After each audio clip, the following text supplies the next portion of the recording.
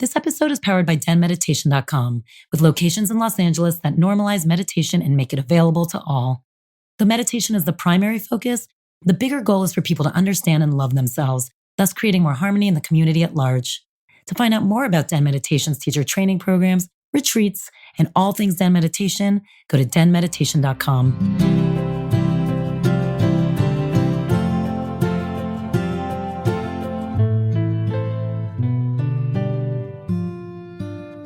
Hey, welcome to DENtalks. This is Tal, and today we have Rosie Acosta. She's a yoga meditation teacher and writer here in Los Angeles.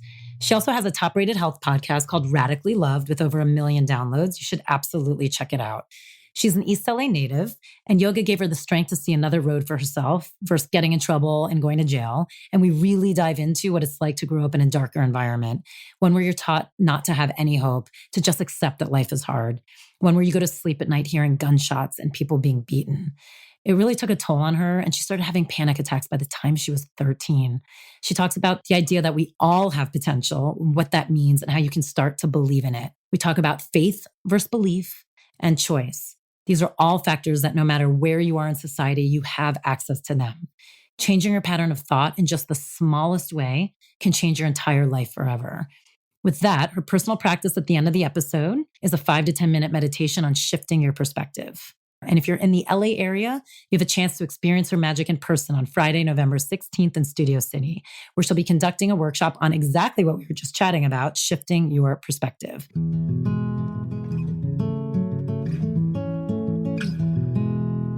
Rosie, I'm so happy to have you here. We've done so much together without actually ever having a long conversation. I know. So I'm so excited to just dive in. Thank you for having me. No, of course. One of the things I really want to talk about is, you're from Los Angeles, yes. East LA, correct? Mm-hmm. And talk about your childhood a little bit, because it wasn't exactly the easiest. Oh no, it sucked. So to dive in a little more, So I basically grew up. It's funny because I just saw my dad yesterday, and I was trying to remember.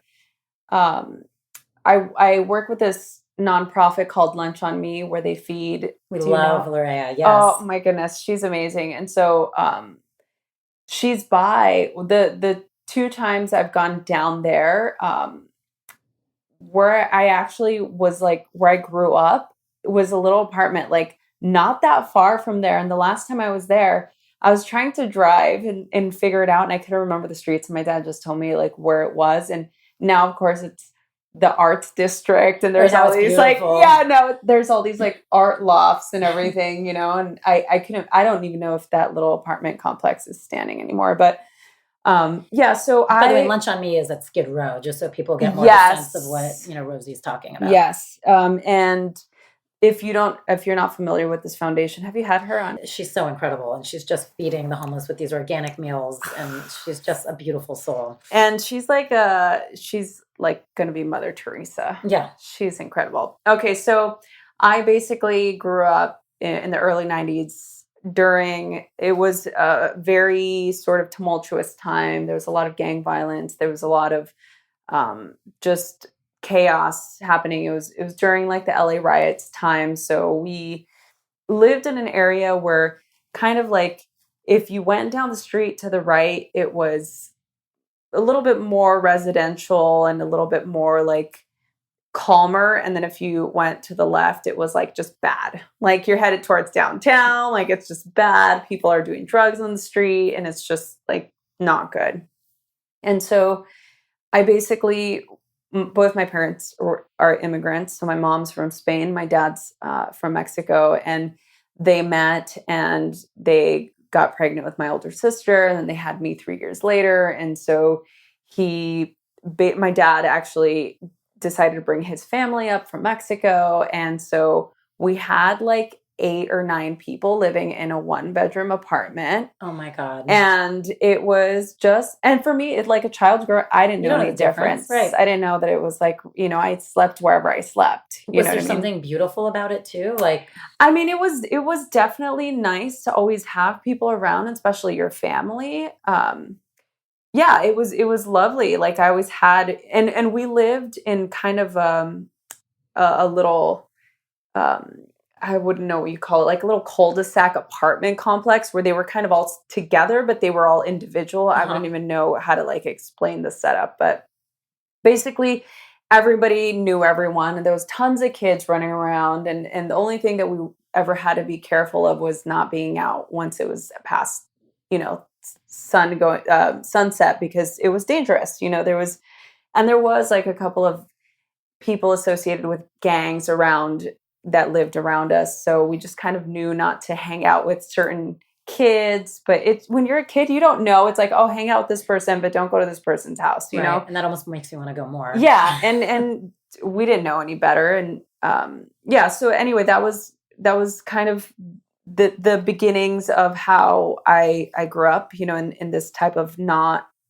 great environment, although loving. And I always say that I was in a very loving environment, but you know, you're hearing gunshots in the middle of the night. You're hearing people getting beaten in the middle of the night. You're hearing women getting abused by their husbands. Like it was just kind of like one of these. So now back to your, like, you didn't know any different because you were a kid. So when you hear these sounds and you're growing up with it, does it become background noise, or No, is it I mean, like every time you actually feel it and process it? Oh, no, it was definitely jarring. In fact, I almost felt like an anomaly because I felt something every time because I was so anxious about it, because it would make me really nervous. And I don't know that the people I was with, like being around my family, everybody was so numb to it that I didn't see really people react.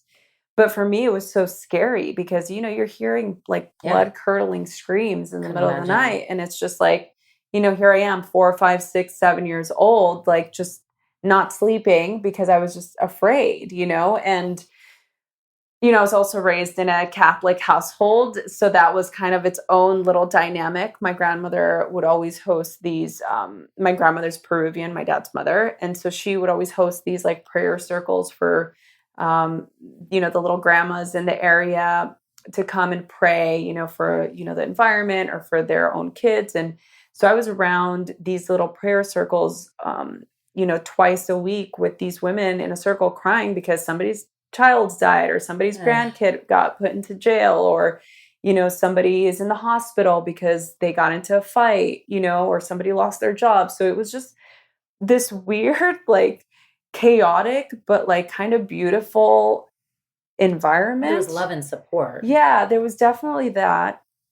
Did you ever get involved, like, so as you grew up, how hard was it for you to stay away from that? Because I would think at a certain point, it's almost impossible. Yeah, no, I didn't stay away from it. I mean, that makes more sense. Yeah, no, I didn't. I think it was about when I was a teenager, I started to suffer from, and I talk about this a lot, but I started to suffer from debilitating panic attacks and depression and insomnia. Like I was just having a really hard time. I was also smoking a lot of pot, you know, to try and placate. Which wasn't helping. Right.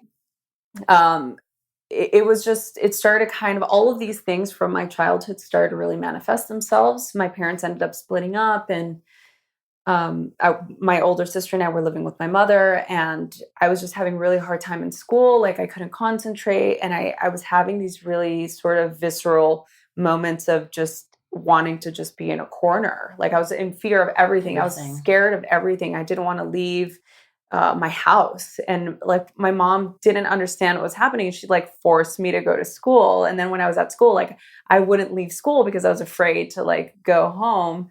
And during this time, my two best friends from elementary school, they died. They got killed during the El Nino storm. I don't know if you remember that.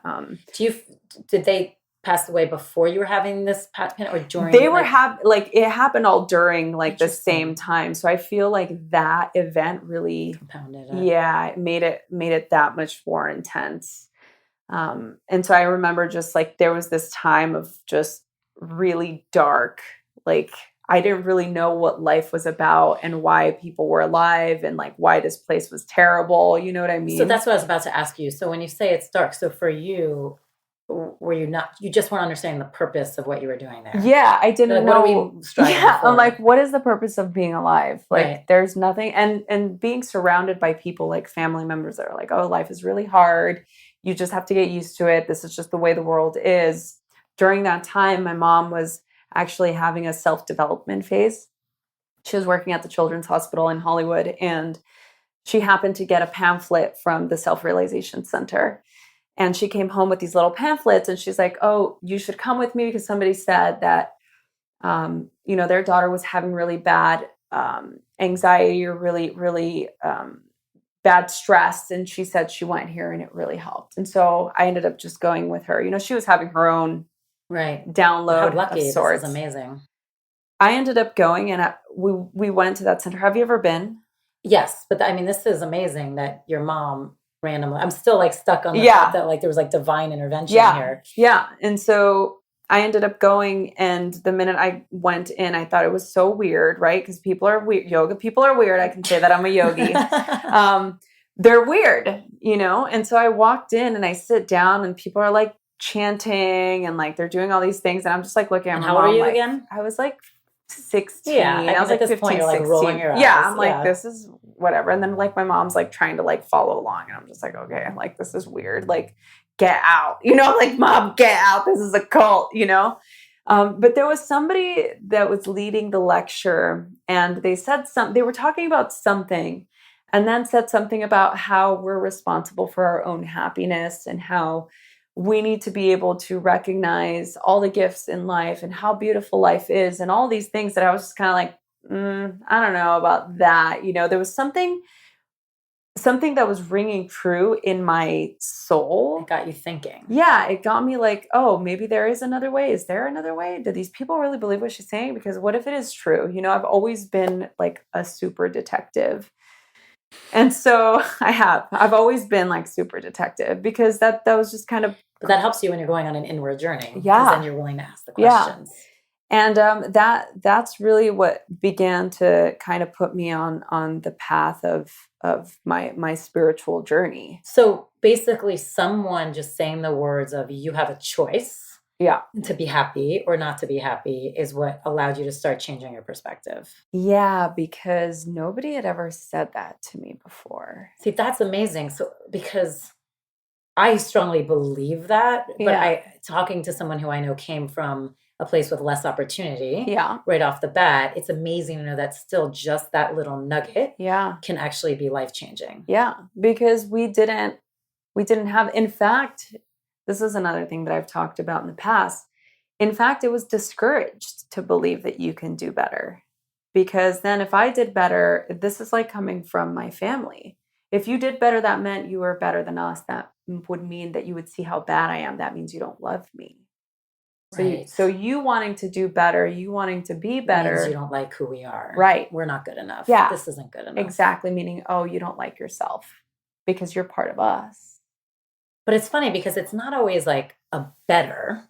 Right. Do you know what I mean? It's not like, oh, this is awful, I want better. But maybe it is. I mean, you actually lived it. Yeah, you're saying, it is. It is. But I mean, it also is just like, no, I want to choose to feel and think a different way. Yeah. You know what I mean? It's like you're telling me I'm supposed to feel and think this way, and it's making me have panic attacks and feel miserable. Mm-hmm. So it's interesting because the reason I really do want to chat about this because I feel like, we talk a lot about this. We did have Loraya on, and we spoke a lot about there too. Like some people just never getting the opportunity when your situation is one where you're never given any version of help or the ounce to show how smart you are, or, you actually have no clue. Like, so what are the keys? It's amazing that you went to this one yoga class or discussion more. Yeah, it was like a lecture, like a yogic philosophy lecture. Yeah. And it gave you a huge gift. Yeah. So what is it that people can do that feels stuck, whatever it is? May it be the same as you, like your childhood, your situation where you live, or maybe it's something else, but what do you think you can do to actually start changing that perspective? I think that there's just a lack of belief in your own ability. I think that one of the things is like I really do believe that every single person has potential. I really do believe that in my DNA. I've seen it. I've lived with people, like I've experienced it. And so I know that every single human has the potential, but it's what we talked about when we had our when I was interviewing you. It's like people need to be willing to take action. That's the missing link, is that people don't know that I akin it to the story of, the elephant doesn't know it can break free from the chains, Right. right? So it doesn't So try. it doesn't try. Even though it's being held down by like a small little pin, they could just not even make with that much force, just escape or move out of their incarceration, you What know? surprised you about yourself once you figure it out, you had the choice to have your own happiness, or your choice to pursue your own life, or the choice, or when you started looking at yourself as I might Mhm. have potential to do this.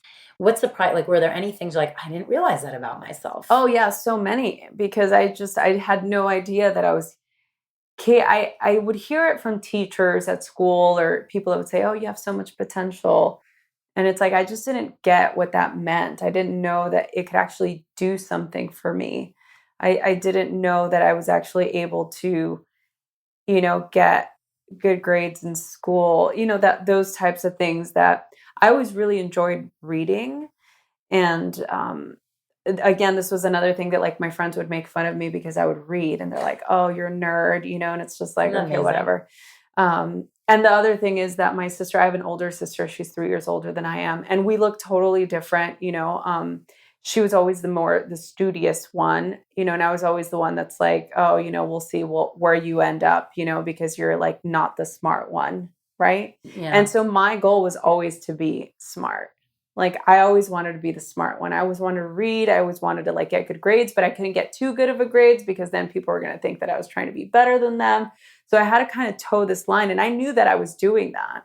And so I think that the surprising thing for me was when I was actually able to fully step into that light or that power, that I was actually able to see the fruits of that. It's so interesting because you've said it now in a couple different ways of, I can't take that away from them. Like, Yeah. she's the smart one. I can't take that away. I can't do better because they'll feel like I don't like them. Yes. Is that part of the culture, or is that self-imposed? I know I mean, it's kind of a pretty, like bold statement for me to say that it's a cultural thing, but I can say that. Yeah, I think it's definitely a cultural thing. I think it's definitely a cultural thing because I didn't see it just with myself. I see it with, the Latin community, and not just the Latin community, sometimes the African American community, because we grew up so closely together, just like in the area, East Los Angeles, Compton, Inglewood, like in Bell Gardens, like in that whole area where I grew up, like I saw it, it's like you could only achieve so much. And it was very sort of it was way more conducive to, get by and stay where you are and support your family, support your community, as opposed to, oh, you need to break away from this place and these people because you'll just continue to repeat the cycle. And so how can you get people to have that paradigm shift? Like, how, I mean, it's just that's so interesting. It's Yeah. like, how do you balance or go against the guilt of feeling like you don't want to hurt those who are supporting you? They're the only ones around you Yeah. right now, even if you feel in despair, and balance that with believing in yourself. Like, Yeah. what is the rationalization in your head, or the belief? Like, how do you I mean, this square was those? How do you that square those? I mean, it's hard because sometimes you don't want to hurt the people that you love. And I Right. think that just knowing that is it's not an easy. And I still am in it now. I mean, I have family members, very close family members that are in that same, you would think like, oh, it's 2018. Like that's not how it's not true. There are still like my little cousins, there are still people that are in that exact position. That's like you can make a choice. You're either going to go to jail for the rest of your life and leave your child as going to be part of the system, or you can figure your shit out, and I feel like it is a choice to have to make to feel the guilt sometimes. And I think that it's okay. It's okay to make the not popular choice. And it's okay to not be liked sometimes. Even when that is your own family. Um, you're doing it for the greater good. Just because you're making the unpopular choice doesn't mean you're not loved. When was your shift then? Like, so you got a little dose of this yogic culture. Yes. It started making you look at life a little differently. Yes. So how did you go from basically, and I know it sounded like as a teenager, you got way more involved with streets, all of that stuff, right? Yeah, flirted with jail a little bit, right? So what was the turn for you? Because now look at you, you're this stunning premier meditation, yoga teacher, writer. It's like, how do you go from that to this? I think I just believed that in order for me to live my life, I would just be supported, that I talk about this too, the difference between belief and faith.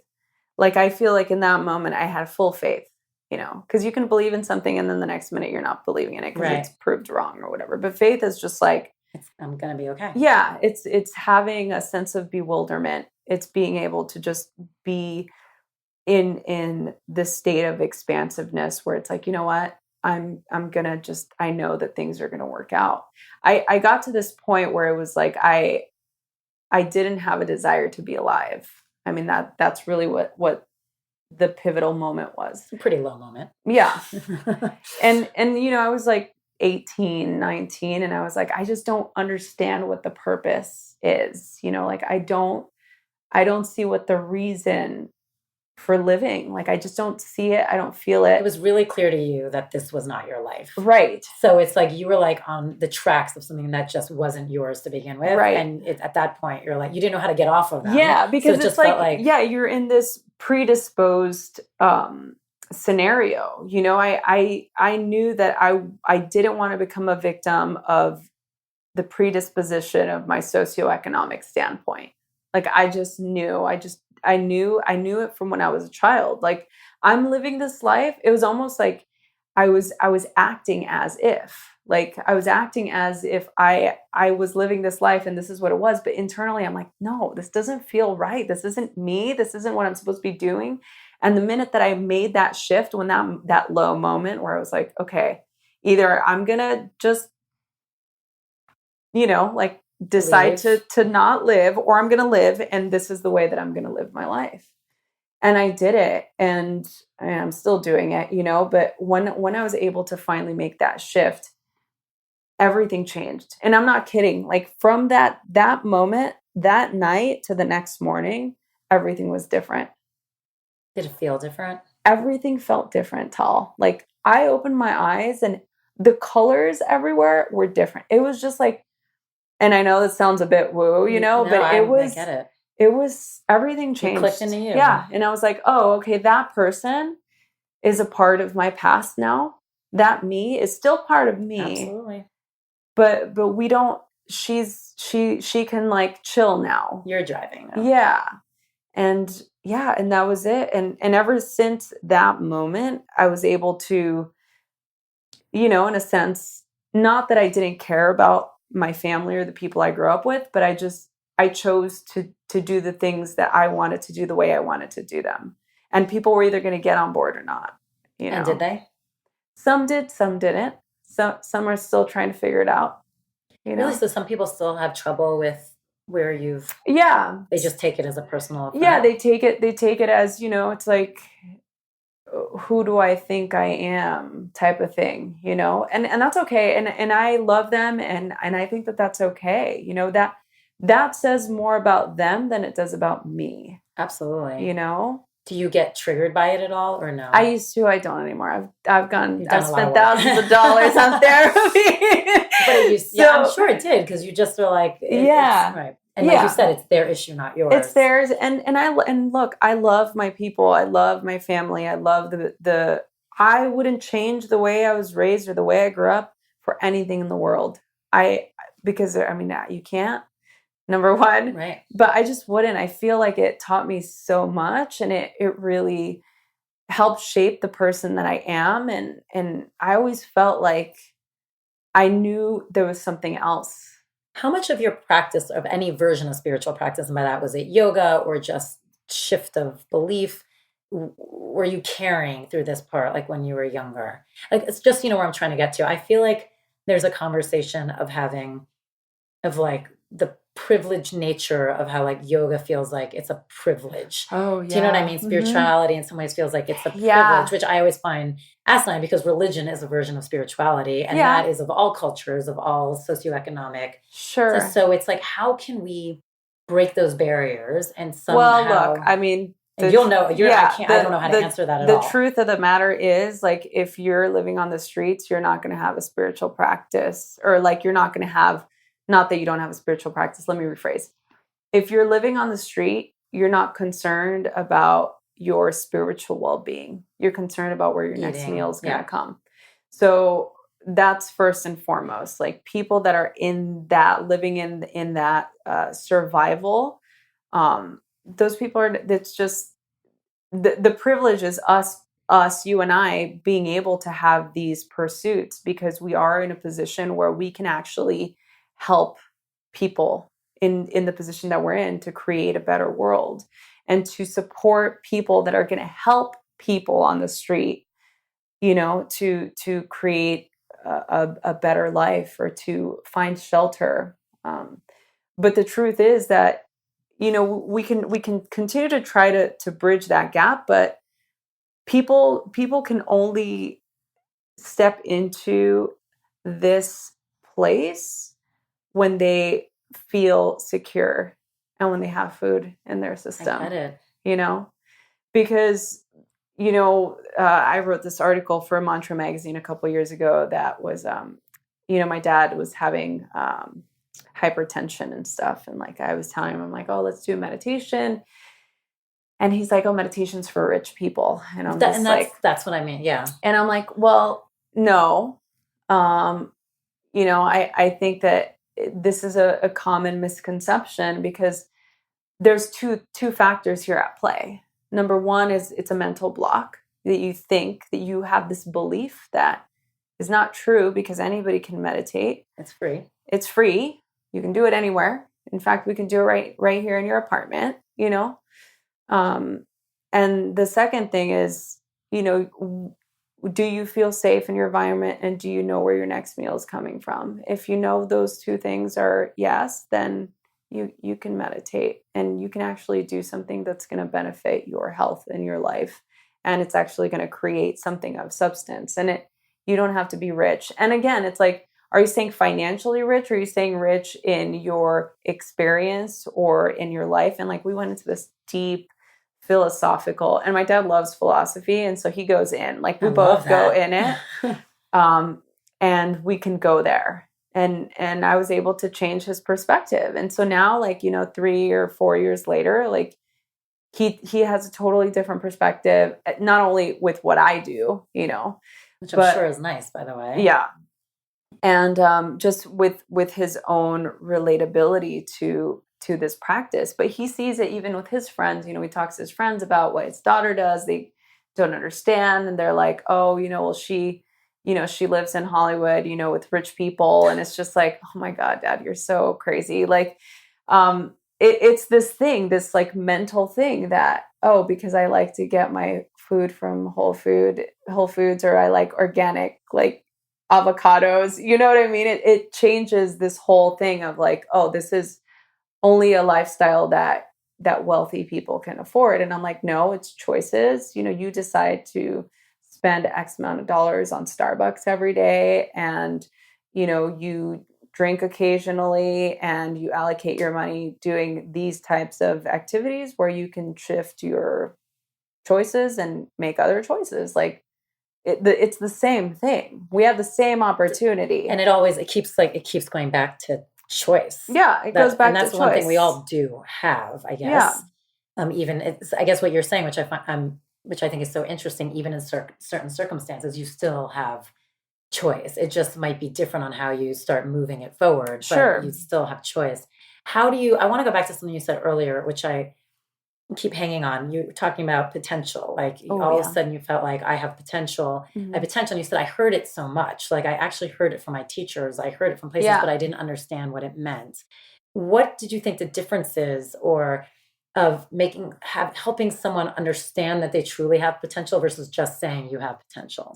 I think that there has to be an opportunity for the person to have the experience of what potential means, because I didn't understand what it meant. Like, oh, you have so much potential. It's like, I have so much potential to do good in school. I have so much potential to become somebody of relevance in this society. So when did it sink in for you? Like, when did you understand it? I think probably after I got in trouble with the law when I was a teenager, because it was either I was going to adhere to my probation parameters or I was going to go to jail. Right. So, I remember the judge even saying to me, like, you have a lot of potential. Look at what you were able to do, because I was on probation for 2 years, because the first year, and I was really lucky because the first year I was like, whatever, I don't care about this stuff. Because I was surrounded by people that were on probation. Right. It was just kind of like, who the cares? everyday thing. Yeah, and I'm a teenager, and they had all these weird curfews, and I had to do like 100 hours of community service. It was just kind of like a really big hindrance in my social life as a teenager. And so I didn't do well, but after the second year, it was like, okay, she gave me another opportunity, and Same judge, yeah. And look, I have my own feelings about the social justice system and how it's built, and there are a lot of people that the system is designed for them to not get out of it. And I will tell you right now, had my mother not had the funds to get me my own attorney, which, by the way, single mom working at a hospital, like she went into debt paying off this whole like 2-year extravaganza. By the way, there was a newborn. My little sister was born right then. So there was a newborn at home. My older sister was going to college. Like, I was there causing all these problems, and my poor mother, right? So, yeah, the judge, basically, I was able to turn it around and get good grades and completed all of my like therapy and anger management and all the stuff that they had assigned me. And she was like, look, you have the opportunity to be really great. Like, don't waste it, And of course I was like, whatever, like, fuck you, like, you guys suck, for like getting me into this mess. But, it's stood in there, and it really stood in there. And a lot of my teachers at that time saw the night and day difference, and they're like, oh, well, maybe a little fear is all you needed to kind of put your shit into gear. And yeah, I mean, that's what it took. And I was able to see, oh, okay, I can actually get good grades and actually enjoy school. And, maybe I want to go to college, and maybe I do want to do something great. And that was it. It was just an idea. And my to have a tactile experience of something that I did, like seeing that I completed 100 hours of community service, seeing that I was getting like A's and B's in school, and I was reading all of these books, and I was like, seeing the results. Yeah, I was seeing the results. And I think that that's what it takes, to your question, when for people, that you can't just say, oh, you have a lot of potential. It's like, yeah, but how? So how should people dig in and find their potential? Well, I don't think that they need to find it. I feel like you have it. I feel like people just need to commit to it. I feel like people just really need to make a commitment to themselves, and understand that it's going to take some desire. There's got to be a desire for something. You want to be better. You want to do better. You want to create a better life. You have to have discipline. Like, you have to be disciplined enough to do the things that are going to get you from point A to point B. And, you've got to have drive, you've got to have that thing that you're talking about. Like, you're just excited all the time. Like, you just have all this like enthusiasm. And I feel like if we tap into a little bit more of that drive, like, what would you do in your life if money was of no object, if there was no limitations, and you can go anywhere in the world? What would you be doing in this moment? And like, sometimes we have to just start from there. I mean, this is how I work with some of my students. I'm like, money is of no object. You're completely safe. Everybody's taken care of in your life. Your parents, your kids, whatever. What would you be doing right now? Well, I love that, because we are doing this workshop together in November, on November 16th. Yes. Which is basically, shifting your shit. So I kind of like, is that a little bit of what you're talking about? Yes. It's like going to the core little nugget of start with something small, and how do you see it? Yeah. I mean, that's really the way to begin to shift. And I go into diminishing your inner critic, and how to, like ratify all of those old thinking patterns that you have that are stopping you from getting to where you want to go. Because a lot of the time, it's mostly everything's in our mind, right? Like all those blocks, they're all made up situations. They're all narrative. I mean, if you think about how powerful your mind is, I mean, if you think about like biting into a lemon, like think about biting into a lemon. I mean, you're right now, Start to salivate. you start to salivate. You're creating enzymes in your mouth just with a thought. Like, can you imagine shifting your thinking to something that you want to create or something that you want to do? Like, it's that powerful. And it's free. Yes. That's what people don't realize. It's free. And it's like anyone can do it, which is what, to make it go a little full circle, because I know I have to get you out of here, is that's where I feel like we can shift. And I agree. Like if you're hungry and you're for a meal, you're not thinking about this stuff, but anyone can do that. Yeah. Anyone can have the ability to shift a little thought and realize that the power of your thoughts are huge. Mm-hmm. So strong. Preach. It's amazing. So I want to do the 4 U's, which are 4 questions. Okay. You can do quick takeaways. You can just rattle them off so that people can go home with like all the amazing Rosie facts. Oh, goodness. So favorite book? The 4 Agreements. Type of meditation you rely on the most? I do visualization meditation. I love visualization. I do too. Do you journal or have any other daily practice? I have a daily yoga and meditation practice, and I write every morning for at least 15 minutes a day. Do you write for purpose or write like journal? Just free thinking. And by the way, no periods. periods. I mean, it's like, you're just free. You're free writing. Yeah, I just write. Do you go back and read it? I do, and then it gives me ideas for things. I love that. Yeah. Favorite self-care hack?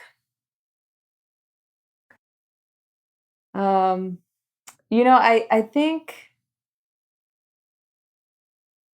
Oh my God.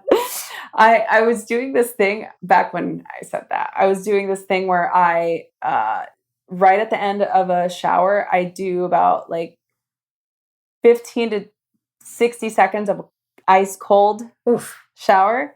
And it's really good. It like helps regenerate your cells, and it kind of freaks you out. It puts you in that sort of like shock moment.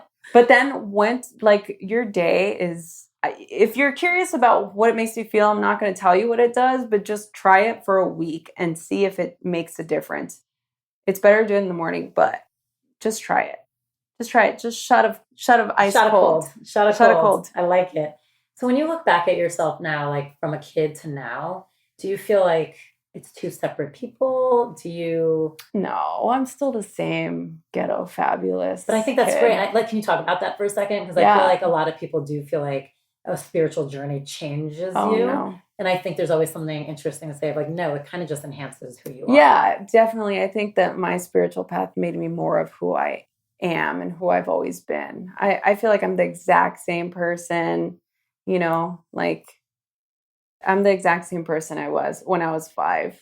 Like it's still me now. I mean, I've wised up in a lot of ways, but yeah, I think it's just me. I mean, I've always felt like that, and I'm most comfortable being that person. So I wouldn't even know what else to be. So who is that person?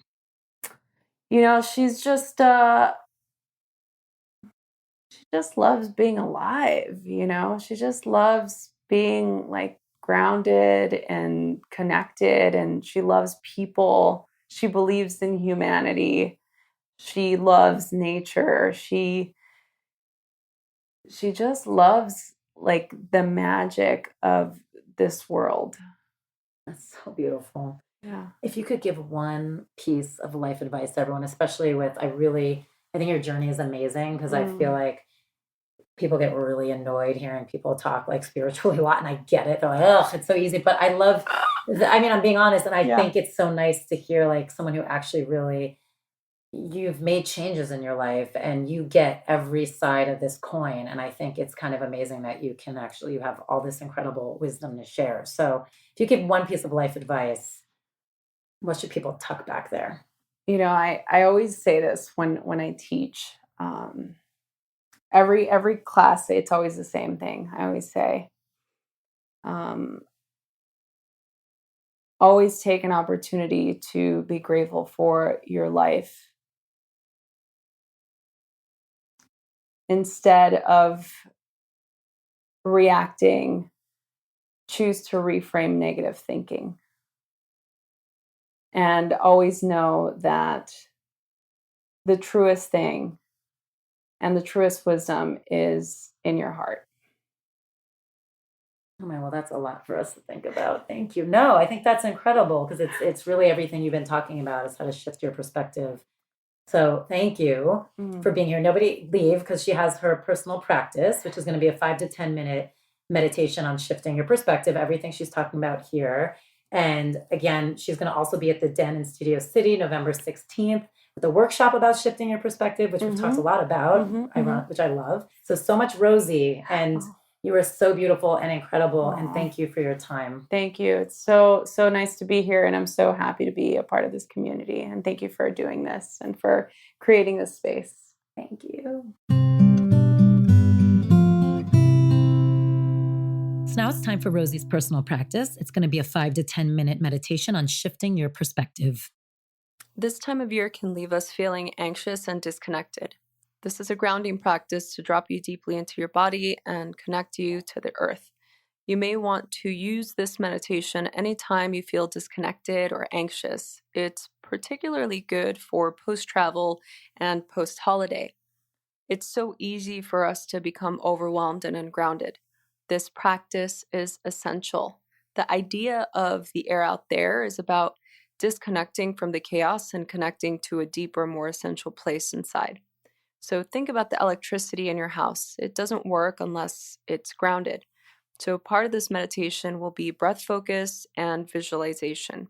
Don't worry if you trail off, it's okay, just come back to the breath. Let's begin. So first, start by finding a comfortable seated position. If you're seated on a chair, see that your back is flush against the backrest. And let's just take a few moments to feel into your body. Take a big deep breath in.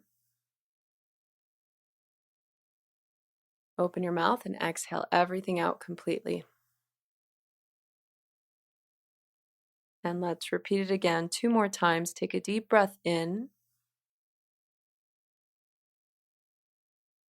Long, complete exhale.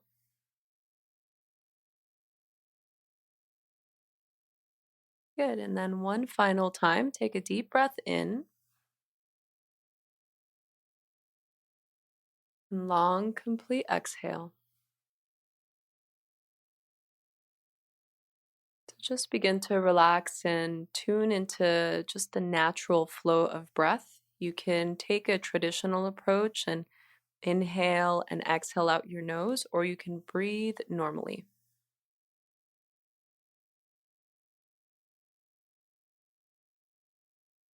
So as you begin to feel into your body, notice what you're sitting on.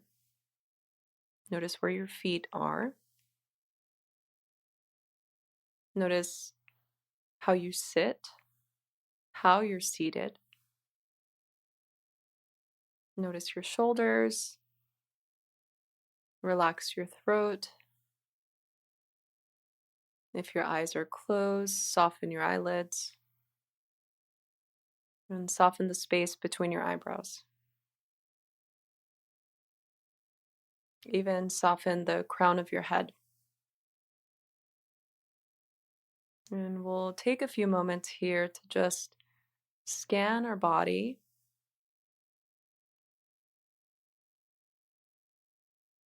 Go from the bottom and scan all your senses all the way to the top.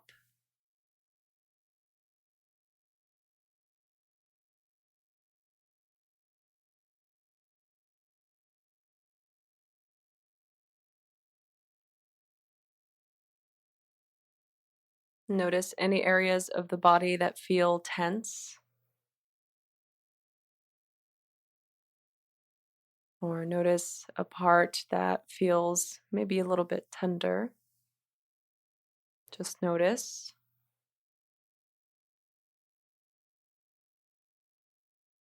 Feel your tongue resting at the back of your lower teeth. And slowly begin to identify your current state.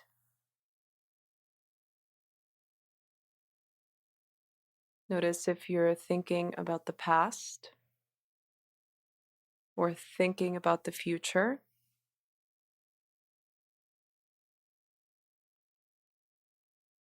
Notice if you're thinking about the past or projecting into the future. Notice.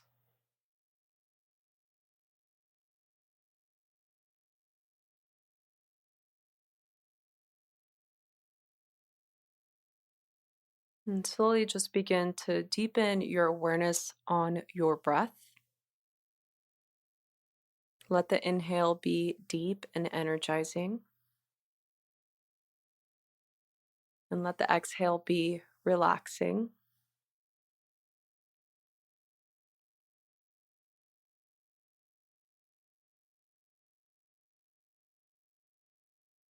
Now feel the base that you're seated on. Energy at your base. Awareness at your base. Let your seat feel heavy. Your upper body feel supported and light.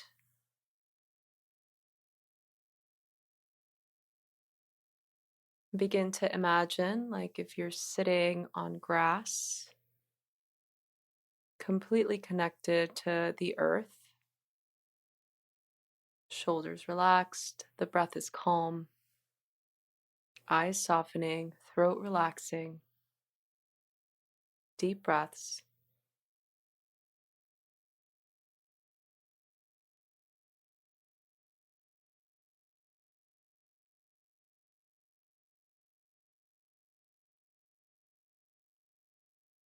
You begin to connect to your root system.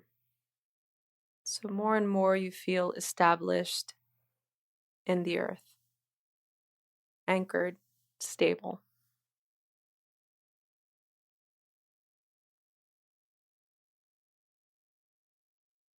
Now you can begin to visualize a place outside as you're seated on the ground, on the grass. Notice where you are. Notice your surroundings, the breeze, your sense of smell. Notice.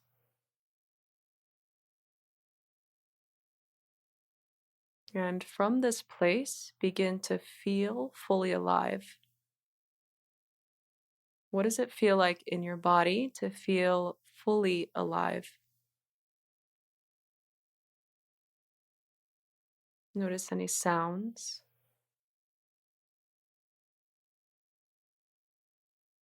any lightness, any heaviness.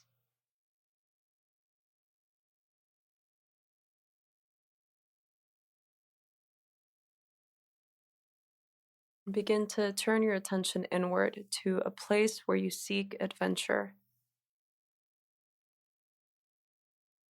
Where do you feel connection?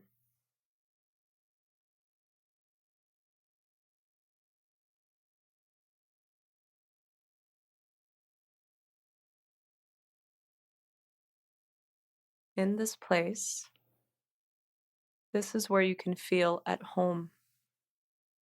This is what it feels like to be at home in your body, residing on your breath, refrained from thought.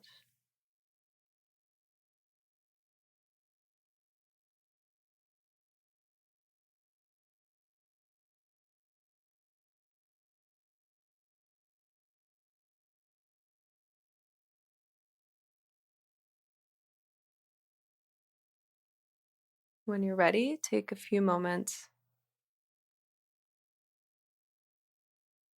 Return back to a place of groundedness. slowly begin to deepen your breath.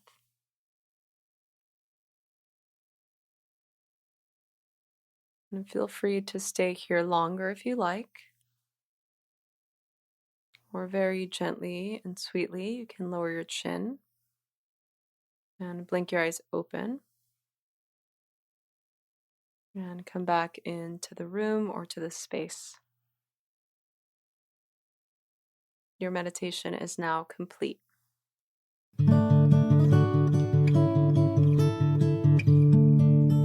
DENtalks is produced by Mike Burns, Nicole Rappi, Reem Edon, and music is by Alex Vetter. If you haven't subscribed, please do. And also, wherever you listen, please go and leave us a review. It's so greatly appreciated. It really does help us out. If you want to keep talking about all this stuff, please join our community on our secret Facebook page.